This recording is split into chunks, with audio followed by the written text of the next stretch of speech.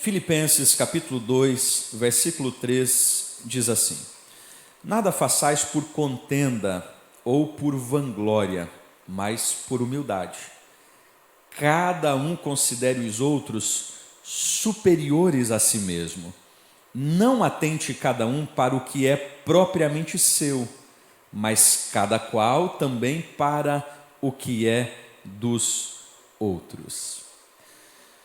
Quando eu leio esse texto, eu lembrei de uma das frases do escritor alemão Werner, no livro que ele escreveu chamado Conflitos, Oportunidade ou Perigo. Fazendo uso de uma das expressões de Cristo, ele vai dizer o seguinte: onde estiver 2 ou 3 pessoas reunidas, ali há um problema. Essa frase, ela é muito verdadeira, Quer ver só? Você já evitou alguma festa porque sabia que uma pessoa estaria lá e você não queria ter a oportunidade de se relacionar com essa pessoa? Sim ou não? Sim ou não? Você já evitou alguma festividade de final de ano de família?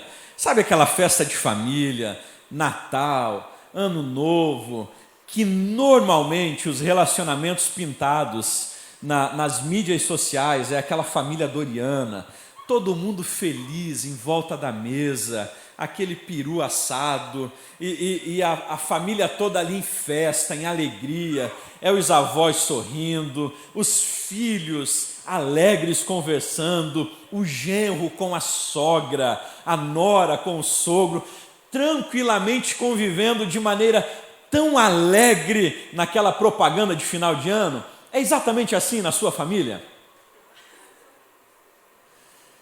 Quando nós falamos sobre relacionamentos, sobre processos em que você encontra os seus familiares extensos em uma mesma casa, em um mesmo ambiente, por mais de 1 ou 2 dias, você vai perceber que é muito provável que aquelas propagandas são mentirosas, porque há discussão, há desentendimentos, há desaprovações, há a competição da tia querendo mostrar que o filho é superior ao filho do irmão ou da irmã, é mais inteligente, passou no vestibular, passou no concurso, e você vai percebendo que essas discussões, elas são muito próprias de cada família, A grande verdade é que o nosso tempo é um tempo marcado pelos relacionamentos tóxicos. É o tempo em que nós hoje chegamos à capacidade de não apenas discutir verbalmente, mas partir para a agressão por conta de posicionamento político. É exatamente o tempo em que as pessoas pegam uma arma e atiram no outro porque o outro é contrário à sua ideologia ou ao seu viés político. É exatamente o período em que nós não podemos mais discutir sobre posicionamentos contrários, porque você é taxado de fascista, de racista, ou de qualquer outra expressão que tem um ista no meio. É exatamente o nosso tempo. A gente estava vindo para cá e a Bianca comentando no carro que hoje houve a maior discussão, e não foi na universidade, não foi na faculdade, foi exatamente em uma classe de 7, 8 anos de idade.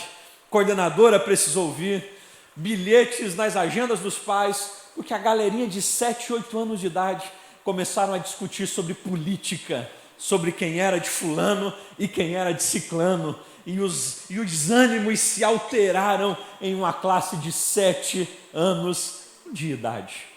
Relacionamentos tóxicos, relacionamentos onde nós temos a realidade expressa de Cristo em Lucas, quando Jesus vai dizer que nos últimos dias estariam divididos pai contra filhos, filhos contra pais, mães contra filhas e filhas contra mães, sogras contra noras e noras contra sogras. É exatamente esse contexto. o contexto dos relacionamentos dificultosos, o contexto em que o genro diz: eu não vou passar o final de ano com a sua mãe, porque eu não suporto-a, eu casei foi com você.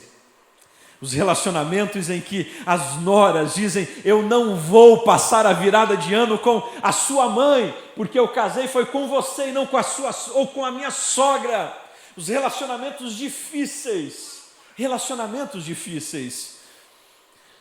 Só que existe uma grande verdade dentro desta realidade. Nós, como cristãos, somos contra a cultura. Quando nós olhamos para as inúmeras histórias da Bíblia Sagrada, nós vamos perceber que sempre que características predominavam durante uma realidade histórica, aqueles que de fato viviam com intensidade ao Senhor, aquelas características sociais não estavam impregnadas na sua vida. Você olha, por exemplo, para Noé, e você vai perceber que o contexto em que Noé estava inserido era um contexto de imoralidade, era um contexto onde o pragmatismo, onde a imoralidade, fosse moral, ética ou sexual, predominava. Você encontra um homem com virtudes e características que não eram predominantes do seu tempo. E quando a gente tem essa compreensão, nós vamos perceber que as virtudes do Espírito, elas nos auxiliam, elas produzem em nós a capacidade ou a potencialidade de não expressarmos as características do nosso tempo. Ou seja, enquanto no meu ambiente de trabalho estão se degladiando, estão se mordendo de forma literal e literalmente saindo no tapa, eu consigo dialogar de maneira inteligente, de maneira equilibrada, porque as virtudes do Espírito estão em minha vida. Enquanto em um final de ano famílias estão se degladiando, eu consigo de maneira equilibrada conviver alguns dias com aqueles que pensam de maneira diferente, que agem de forma diferente, porque as virtudes do Espírito estão sobre a minha vida. Essa noite eu quero me deter de maneira muito prática, mas objetiva, sobre a virtude da longanimidade, da benignidade e da bondade. As virtudes que dizem respeito aos nossos relacionamentos diários. A primeira virtude, ela diz respeito a essa verdade. Na cultura do toma lá, dá cá, cultive a longanimidade. Pergunte para quem está do seu lado o seguinte: você tem pavio curto? Pergunte para essa pessoa: você tem pavio curto? Você já ouviu alguém usar essa expressão? Eu tenho pavio curto. Ou melhor, às vezes nós ouvimos a seguinte expressão: se fosse comigo, esta situação seria diferente. São expressões comuns do nosso dia a dia, como esta: eu não tenho mais paciência para lidar com esse tipo de pessoa. Alguns dias atrás, conversando com alguém, e essa pessoa disse: eu não tenho, a minha paciência acabou para lidar com essas pessoas. E eu disse para ela: você vai fundar um monastério? Vai deixar de se relacionar com os seres humanos? Inclusive, como é que você vai se relacionar com você mesmo? Que você é insuportável também. Vivemos exatamente um período cultural onde é nos ensinado, é nos orientado a viver de maneira muito impaciente. É um período em que você está dialogando com o outro e essa pessoa diz: eu vou mudar de operadora. Por quê? Porque a minha internet não anda. Eu preciso trabalhar a manivela. Aí você diz para ela: é 2G? Não, é 5G. É 5G. Mas eu não consigo mais esperar.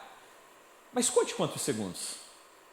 Você procura um site e você dá um enter. E quando você dá um enter, que a barrinha não completou a procura, você diz: está vendo como está lento a minha internet?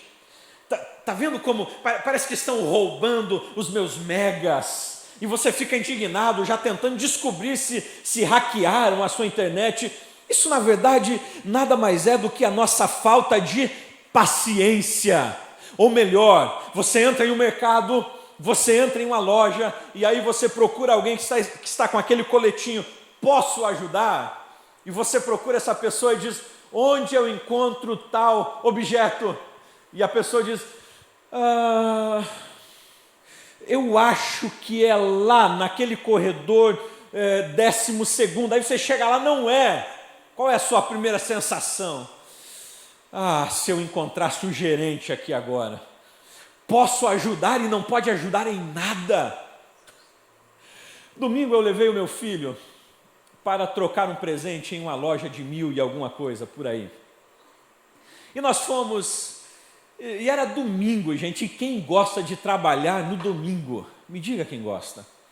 Chegamos lá, e ele se encantou por um carrinho que lançava míssil. E eu disse para ele, filhão, vamos testar antes, porque esse lança-míssil talvez não lance míssil nenhum. E aí na prateleira estava escrito, não abra a embalagem, procure um atendente. Vamos seguir a regra. E aí sai a gente procurar pelos corredores, e andamos, encontramos um atendente.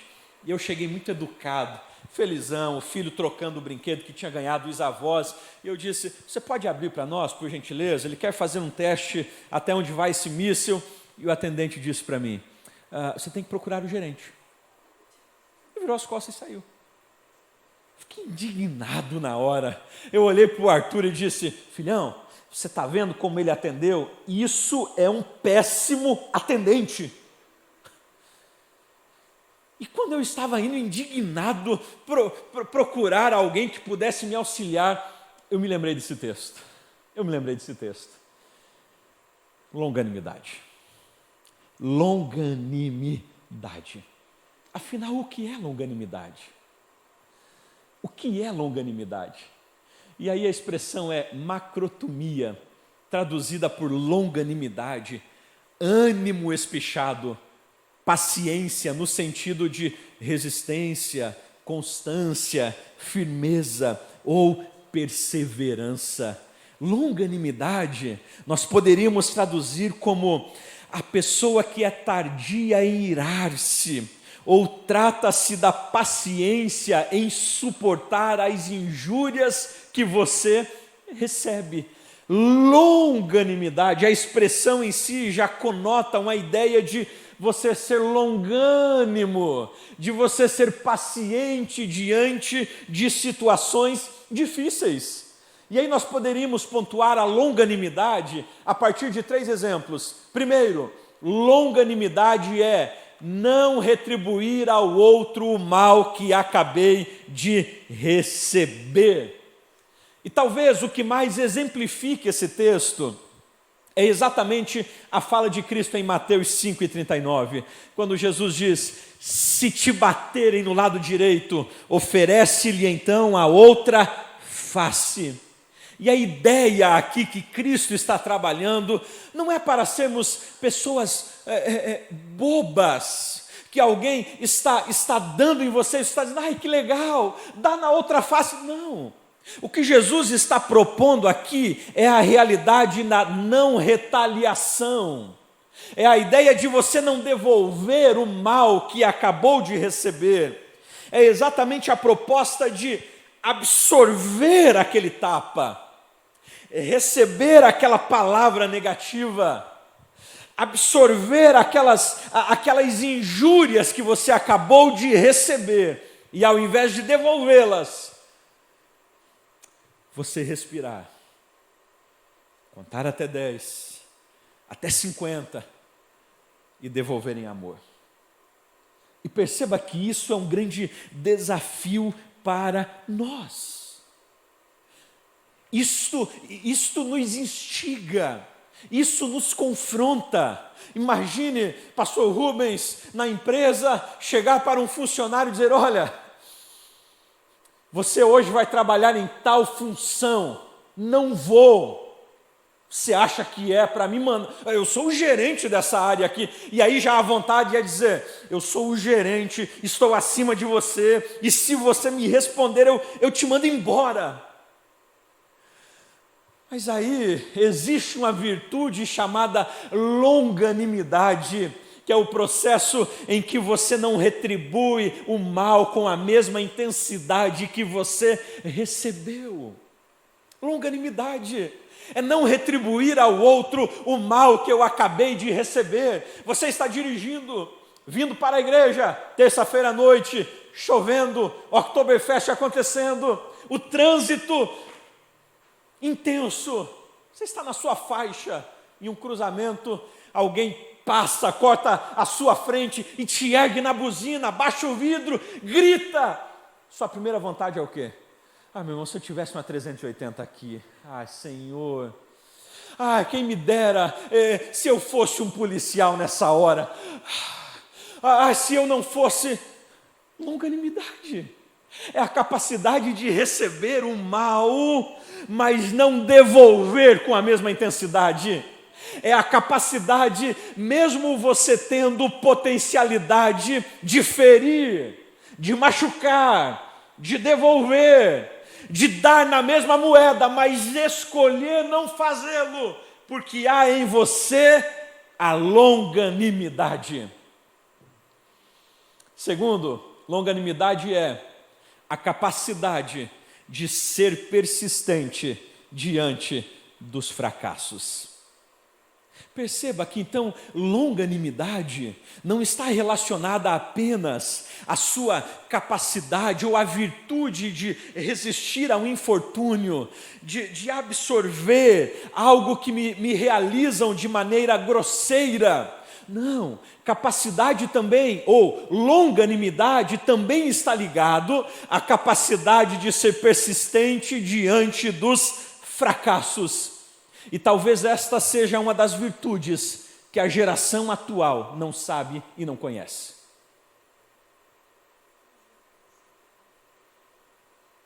A geração dos nossos pais era a geração que, diante da porta de emprego fechada, ele ia na segunda. Fechou a segunda, ele ia para a terceira. Eram os nossos pais que, quando eram demitidos da empresa, não se fechavam num quarto e entravam em depressão porque agora foram demitidos. Mesmo tendo seguro-desemprego, na segunda-feira ou no dia seguinte, já estavam procurando emprego.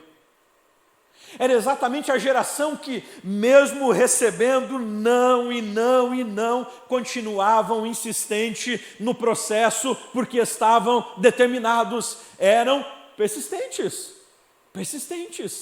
Eram tão persistentes que era comum você encontrar nas casas e algumas delas não era pobreza, era persistência. Quebrava o copo, pegava o que hoje quase nem se conhece mais, chamado super bonde, colava aquele copo, porque tinha a persistência de mantê-lo ali, esse copo eu ganhei de casamento. Domingo, a gente acabou de almoçar na casa dos meus pais, eu fui lavar a louça, e aí eles falaram, ela está aí secando a louça, e aí o pai disse, cuidado desse prato aí. Por quê? Porque esse prato aí foi quando a gente ganhou de casamento ainda. Como? 39 anos, e esse prato aqui? Persistência. A capacidade de você receber situações opostas e mesmo assim persistir diante dos desafios. Eram as pessoas que precisavam passar em um concurso, e eu te convido a sentar, por exemplo, com o Will, e conhecer um pouquinho da história dele, quando precisou passar em um concurso público, 12 horas, 14 horas, com a marmitinha, sentadinho em uma cabine, estudando, lendo, relendo, a esposa trabalhando para mantê-lo naquele período, e ele lá parava, comia a marmitinha, voltava lendo, relendo, 12, 14 horas, para alcançar aquilo que havia proposto no seu coração. Alguns domingos atrás, ouvindo a Natália, estava lembrando sobre isso, pandemia chegou e dorme com o que ela realizava, aquele processo administrativo, tudo ok, caminhando no outro dia, uma portaria, um decreto, não pode mais fazer nada. Aluguel de empresa, funcionário, uma série de situações, e aí a ideia de reinventar-se e iniciar na mesma área um outro processo. Persistência. Longanimidade tem a ver com a capacidade de ouvir não e continuar caminhando e insistindo. Você encontra uma molecada hoje, você diz para o cara, e aí, 19 anos, está trabalhando? Não, entreguei currículo, não me chamaram, não vou mais. Como é que é? E aí, como é que está no concurso? Então, eu fiz e reprovei, não é para mim isso, não é de Deus. Como é que é? Falta a capacidade de persistir diante dos fracassos que a vida nos impõe.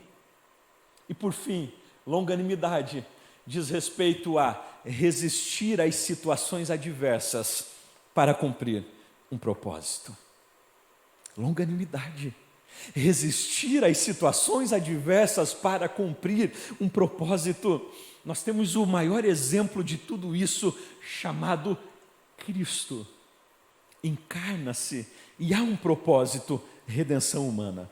Mas para o cumprimento deste propósito, ele precisa resistir às dores, às chicotadas, às traições, às calúnias. Para cumprir o propósito de redenção, Jesus Cristo precisa enfrentar as zombarias, os soldados escarnecendo dele, cuspindo na sua face. Para cumprir a este propósito, Jesus precisa resistir à tentação de não ir à cruz, resistir à tentação de escolher o caminho mais fácil. Mas havia em Cristo a virtude da longanimidade, e absolutamente nada consegue remover Cristo do propósito de cumprir, de ir à cruz e redimir a humanidade. Queridos, nós precisamos cultivar a longanimidade, a capacidade de olhar para as situações adversas e continuá-las, a capacidade de enfrentar as situações contrárias e prosseguir, mesmo que elas deem sinais de que nós precisamos parar. Mas a longanimidade gera em nós o sentimento, a força, o ânimo, a coragem de continuar caminhando. Longanimidade. Longanimidade. Pastor, eu casei errado. O que aconteceu? Ela não sabe cozinhar direito. Esse infeliz, pastor, deixa a toalha úmida em cima da cama, calçado na porta, ele acha que casou com a mãe dele. Não quero mais.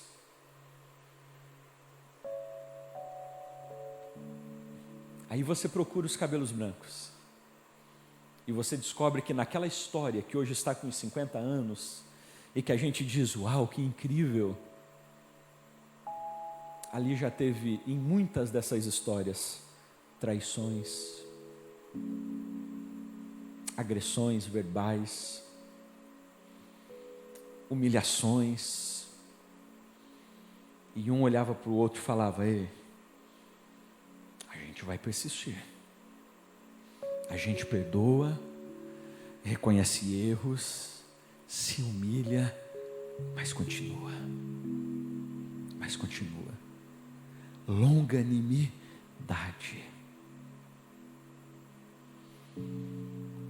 A primeira virtude do Espírito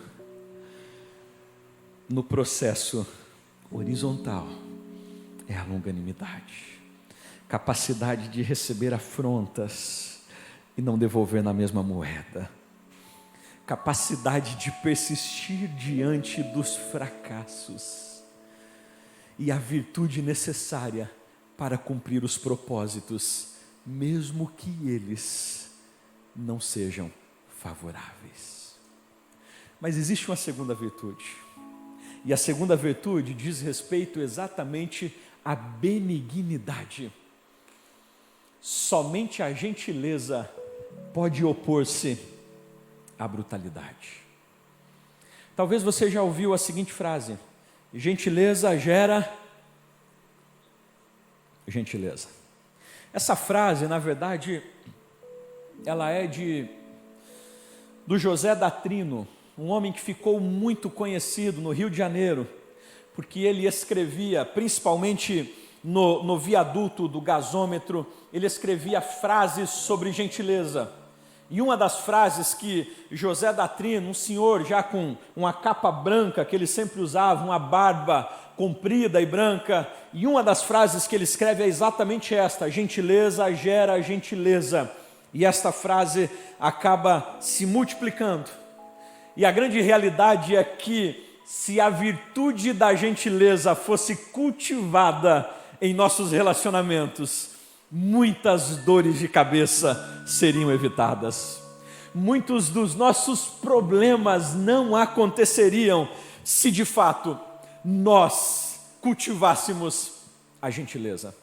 A palavra grega krestotes, traduzida por benignidade, significa gentileza, e refere-se a uma disposição gentil e bondosa para com os outros. A ideia aqui de gentileza ou de benignidade é exatamente a pessoa que possui a capacidade de importar-se com o outro. O que nós diríamos na psicologia de empatia, de se colocar na posição do outro, de sentir a dor do outro.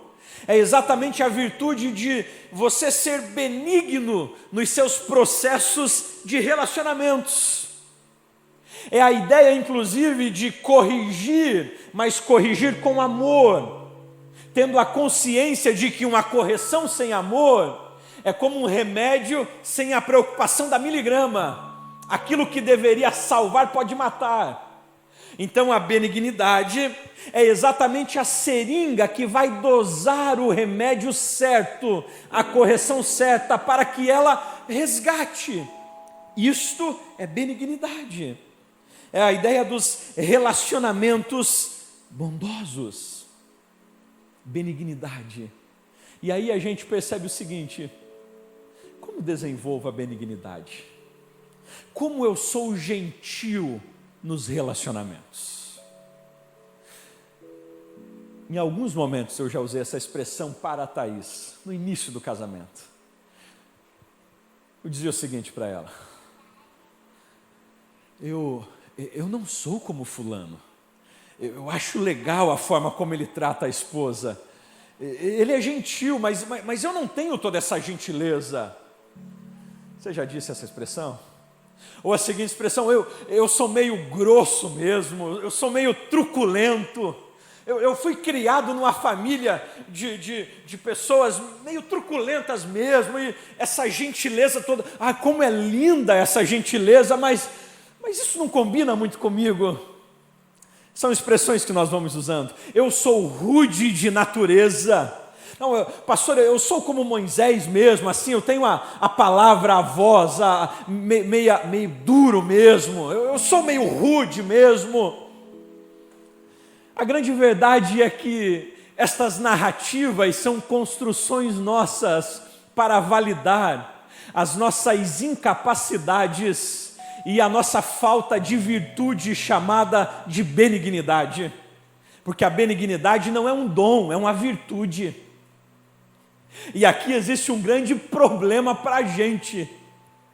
Por quê, pastor? Porque se fosse dom, eu poderia dizer: eu não tenho esse dom. Que pena que Deus não deu para mim a capacidade de ser gentil, mas Ele deu esse dom para o Samuel Lemos, para o Will, mas não concedeu a mim. Como eu gostaria de ter esse dom.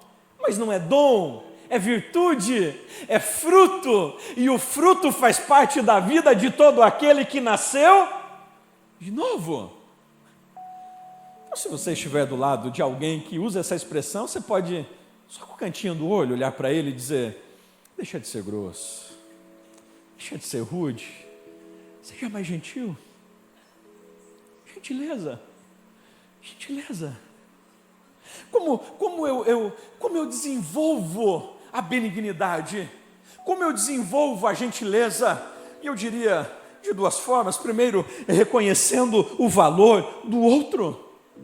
Quando eu olho para o meu próximo, para o meu semelhante, e eu entendo que diante de mim está alguém que é a imagem de Deus, mesmo que uma imagem distorcida, quando eu reconheço que diante de mim está uma criatura do Senhor e que Deus o ama, então em mim não haverá intenção de machucá-lo nos meus relacionamentos, porque eu entendo que estou diante de alguém que é amado pelo Senhor, diante de alguém que é querido por Ele. E quando eu passo a ter essa compreensão, a gentileza faz com que eu trate o outro de tal maneira que ele se sinta amado. E a gentileza, ela é perceptível, Existem pessoas que você se encontra com ela pela primeira vez na vida, e depois daquele encontro você já sai gostando dessa pessoa. E, gente, como ele é querido, como ela é querida, e a pessoa não está forçando, você diz eu quero ter amizade com essa pessoa. Pessoas gentis são pessoas que você deseja ter próximo de você, mesmo que você ainda não conheça a história de vida dela, não sabe onde ela mora, não sabe qual é a profissão dela, qual é a classe social, mas quando você está conversando com ela, você se sente amada, se sente querido, você se sente importante. E toda vez que nós conversamos com alguém que nos faz sentir importante, nós nos sentimos bem. E nós queremos estar próximos a essa pessoa. É incrível que esta era uma das virtudes que Cristo exalava. Era uma das virtudes. É exatamente por isso, e aqui está um dos grandes segredos do ministério de Cristo. A gente lê os evangelistas narrando que onde Jesus estava, uma multidão de pessoas afluía. E não era apenas pelos milagres que ele realizava, não era apenas pela capacidade ou pelo dom sobrenatural de Cristo de intervir na lei da física e mudar a história das pessoas. Ela era por esta virtude de mostrar ao outro que ele tinha valor. É exatamente essa virtude que leva Cristo a ir a um poço, Sicar, em Samaria,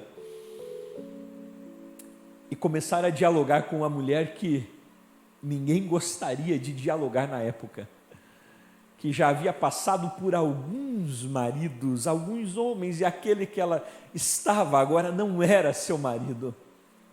Os discípulos não estavam preparados, e porque não estavam preparados, Jesus manda eles comprarem pão. Mas Jesus está dialogando com aquela mulher, e quando ele acaba de dialogar com ela, ele tem alguém que está apaixonada por ele, pela mensagem que ele possuía, porque ela entende que está diante de alguém que não queria usá-la, mas auxiliá-la nas suas dores.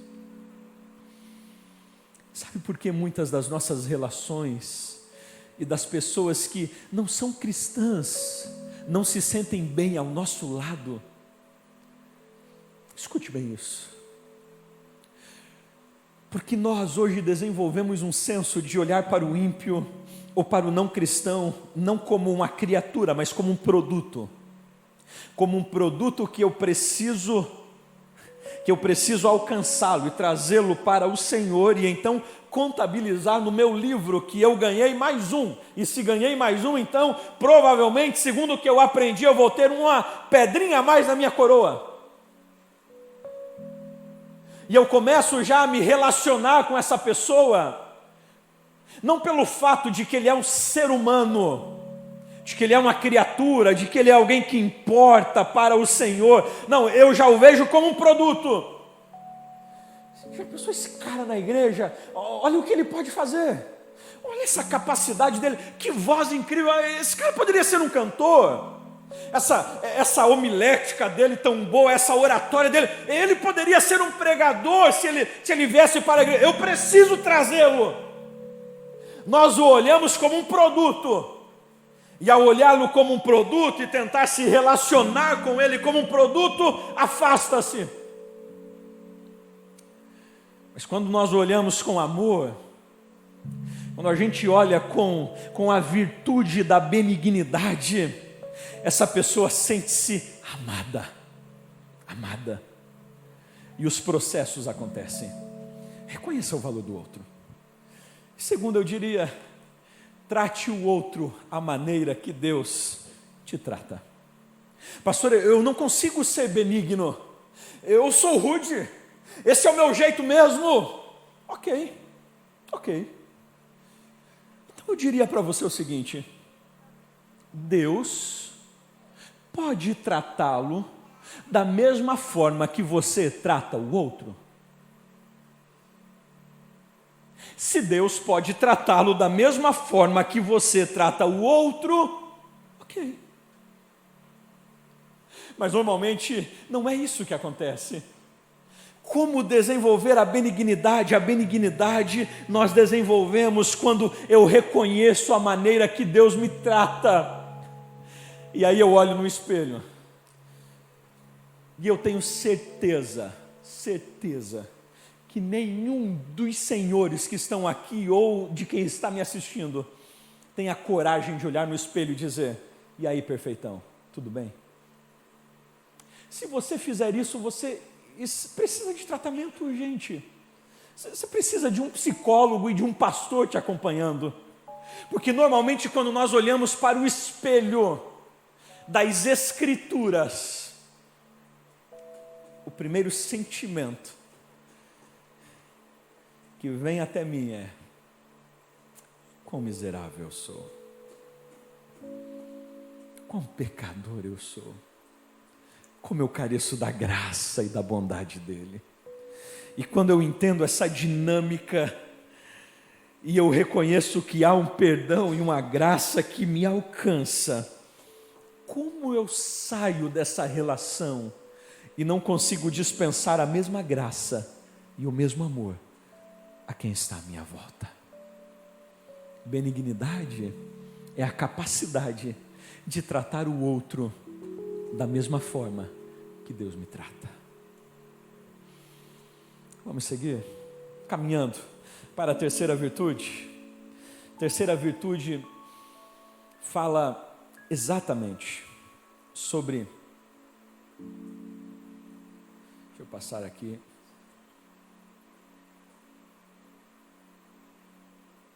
Bondade. Lá no reino da maldade, cultive a bondade. Tira a benignidade, coloque bondade. Bondade. A palavra grega atosine, traduzida por bondade, significa inerentemente bom, de bom caráter, ou algo excelente, ou ainda de boa qualidade. De boa qualidade. Qual é a diferença de benignidade para bondade? Qual é a diferença? E aí nós vamos perceber que basicamente a benignidade é a virtude de tratar o outro bem, de querer o bem ao outro.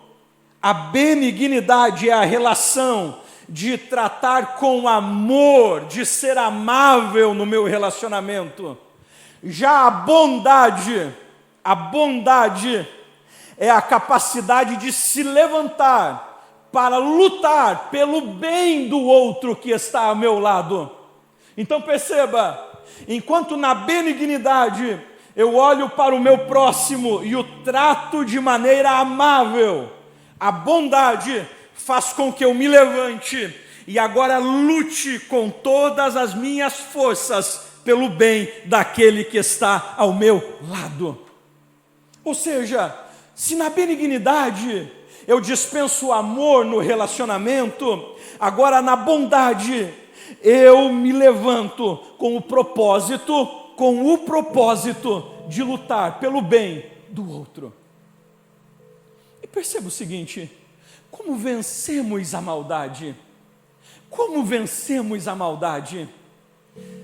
Iniciamos falando nesta mensagem sobre os relacionamentos tóxicos, sobre as realidades presentes, onde ninguém mais entende se as pessoas vivem distribuindo maldade diariamente, seja em relações, seja em falas, seja em escritas. Como vencemos a maldade?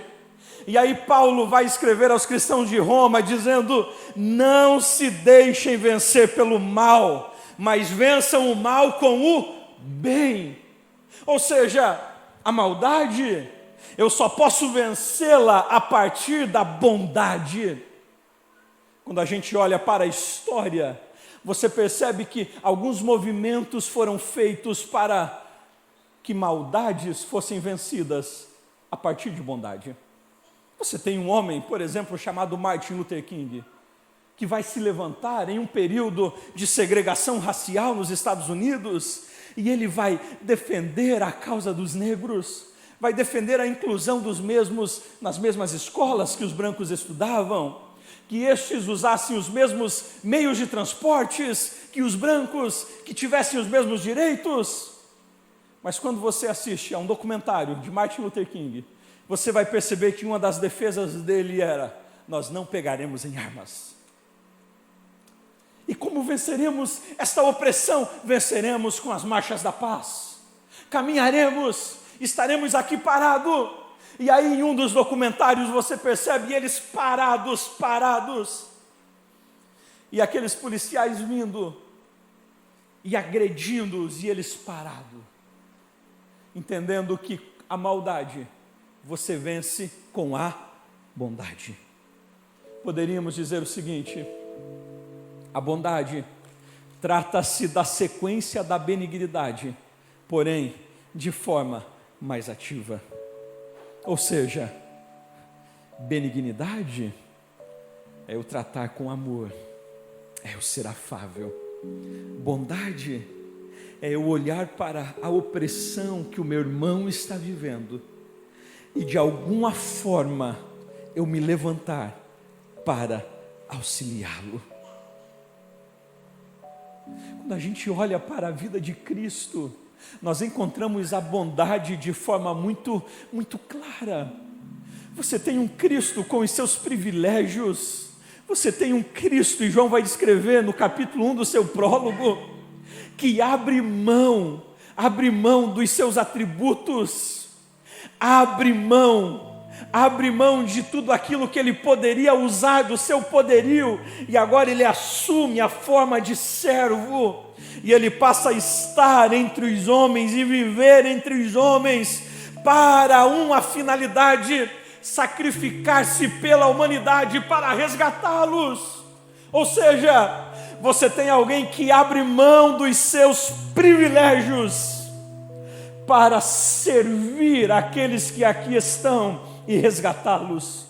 Bondade é exatamente a intenção, a realidade em que eu me movo e sacrifico-me para alcançar aqueles que estão à minha volta. A bondade nos move a deixar um pouco de lado os nossos interesses, a fim de buscar os interesses dos outros. E aqui, querido, deixa eu perguntar algo a você. Qual foi a última vez que as suas orações deixaram de ser para você e para a sua casa e foram para os venezuelanos? Qual foi a última vez que a nossa oração deixou de ser uma oração para o meu reduto e para a minha família e foi para os desempregados que estão vivendo na nossa cidade? Qual foi a última vez que eu e você, ao invés de irmos em um domingo no melhor restaurante da cidade e comermos a melhor comida, nós separamos uma boa alimentação e saímos procurando alguém que de fato precisava e o auxiliamos? Qual foi a última vez que fizemos isso? A bondade, ela é exatamente a capacidade de você abrir mão de privilégios seus para alcançar outros. É exatamente a ação. E eu diria o seguinte: uma característica da verdadeira bondade é que ela não espera ser chamada para trabalhar, mas procura a ocasião para entrar em ação. Ou seja, você não precisa ouvir pastor Lediel ou pastor Aguiar dizendo aqui: precisamos de reparadores, porque existe alguém que necessita do nosso auxílio. Não, você não precisa ouvir isso. Eu e você, se de fato possuímos a bondade, não precisamos ouvir alguém fazendo um apelo incessante para que contribuímos em determinada área. Não precisamos. Se de fato a virtude da bondade habita em nós, eu não preciso que alguém se levante e diga: queridos, vamos orar pelas crianças que estão em situação de rua. Vamos orar pelas mulheres que estão vivendo em vulnerabilidade. Vamos orar pelo pai de família que está desempregado. Vamos nos movimentar essa semana e realizar algo. Não, nós não precisamos ser chamado para trabalhar. A bondade, pelo contrário, ela procura uma ocasião, ela procura um meio para então entrar em ação.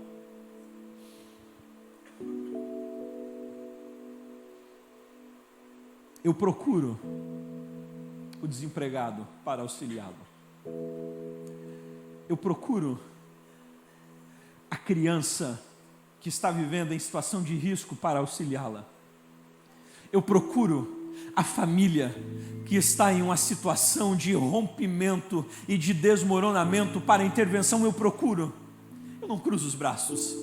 Eu procuro a bondade descola da ideia de estagnação ou de passividade em oração. Não, ela acaba com este argumento que nós usamos: eu estou orando. Não, você não ora apenas.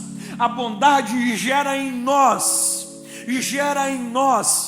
o movimento, gera em nós a capacidade de caminhar e de tocar em áreas que não tem nada a ver com a gente.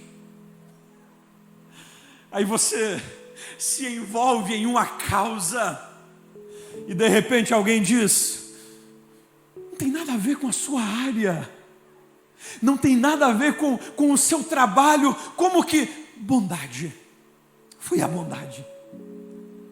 Aí de repente você começa a atender moradores de rua e vem alguém e diz: o que aconteceu? Como que você está fazendo isso? Não tem nada a ver com a sua área, você não é da assistência social. Não preciso. É a bondade.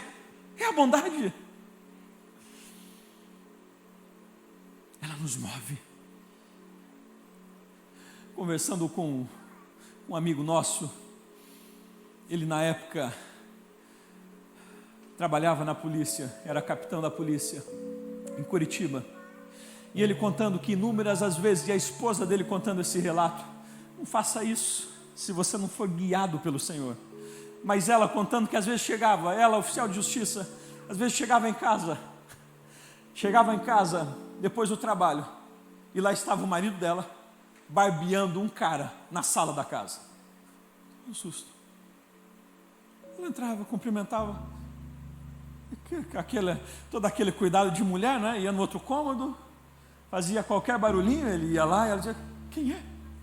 Então, não sei. Um cara que eu achei na rua e o Espírito Santo mandou eu pegá-lo. Eu preciso mudar a vida dele.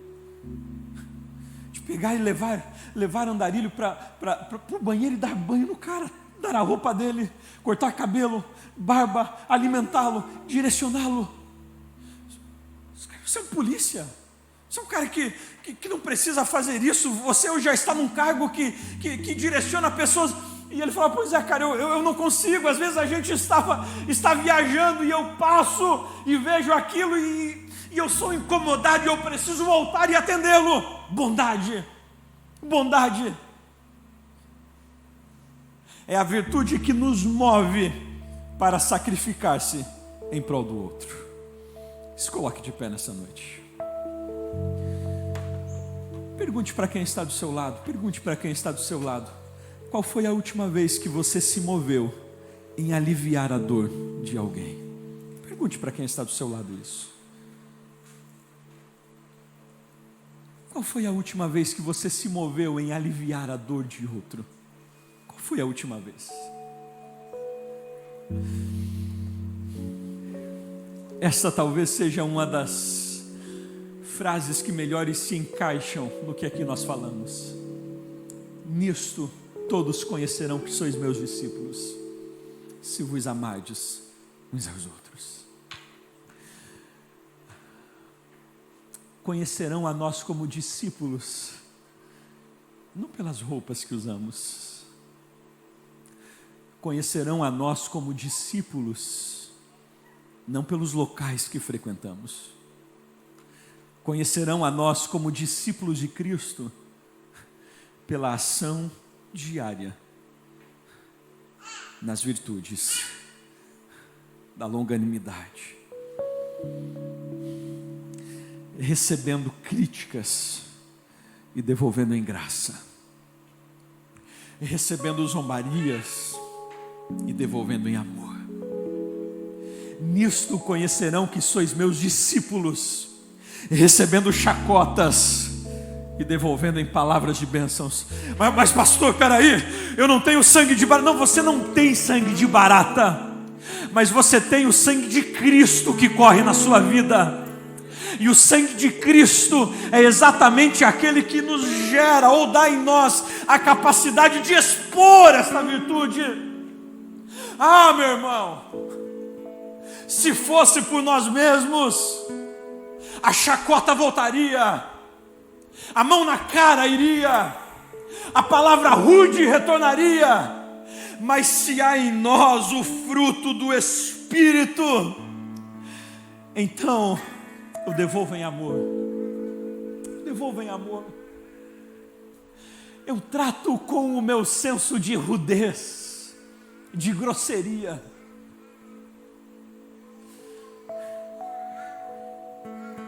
Eu gero amabilidade. Determinado escritor, ele disse: quer saber se você possui a benignidade, a virtude da benignidade em sua vida? Analise se as crianças gostam de você. Porque uma criança não vai ficar próximo de alguém que não é amável. Não vai. Por que a gente instrui os filhos dizendo: começou a dar docinho, começou a fazer, cuidado, não. Porque a criança tem a facilidade de se render. Amável. A gente precisa aprender a construir relacionamentos amáveis. A gente precisa a olhar para o outro e não vê-lo como inimigo, a não vê-lo como um subordinado, a não vê-lo como alguém desprezível, mas como meu irmão, tratá-lo em amor, amável, relacionamentos amáveis, bondade. Querido, o contexto em que nós vivemos é o contexto que mais nos é propício a desenvolver a virtude da bondade. Eu não preciso que absolutamente ninguém venha aqui na frente e jogue um vídeo de alguém sofrendo, ou que traga um relato de uma pessoa. Eu não preciso. Basta sair na rua e dar alguns passos, e você perceberá oportunidades de alcançar com bondade.